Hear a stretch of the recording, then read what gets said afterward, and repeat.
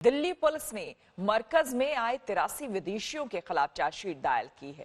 इस चार्जशीट के बाद मरकज के मौलाना पर शिकंजा और कस गया है।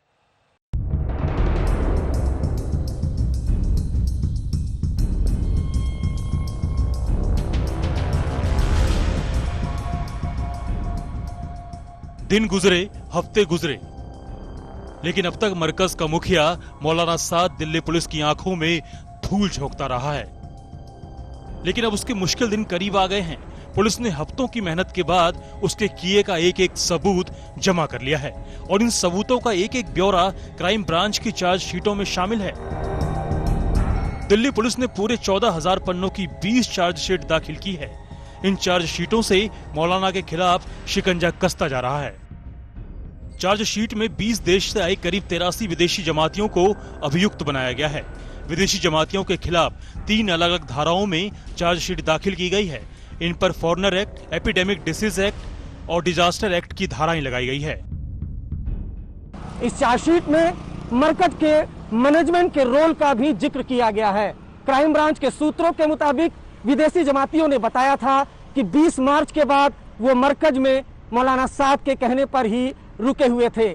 सभी विदेशी जमाती टूरिस्ट वीजा पर आए थे, लेकिन धार्मिक आयोजन में शामिल होने के लिए मरकज में गए थे। लिहाजा 14 फॉरेनर एक्ट, एपिडेमिक एक्ट और डिजास्टर मैनेजमेंट एक्ट के तहत उन पर कार्रवाई की गई है। पुलिस की पूछताछ में साफ हुआ है कि साद ने इन विदेशियों को खतरे के बीच मरकज में ही रुकने का दबाव बनाया। अब तक 943 विदेशी जमातियों से पूछताछ हुई थी, लेकिन चार्जशीट 20 देश के 83 जमातियों पर हुई है। चार्जशीट में मरकज मैनेजमेंट के रोल का भी जिक्र किया गया है, साथ ही साथ मौलाना साद के नाम का भी जिक्र है। जाहिर सी बात है, इस चार्जशीट के बाद मौलाना साद की मुश्किलें बढ़ सकती हैं, क्योंकि वीजा में जो एड्रेस दिया गया था वो निजामुद्दीन मरकज का एड्रेस था। ऐसे में ये साफ है कि ये विदेशी जमाती जो हैं वो मरकज में शामिल होने के लिए ही यहाँ पर आए हुए थे। विदेशी जमातियों के साथ साथ साद के करीबियों के भी बुरे दिन शुरू हो चुके हैं। 5 सबसे करीबियों के पासपोर्ट जब्त किए गए। इनमें साद का बेटा भी शामिल है।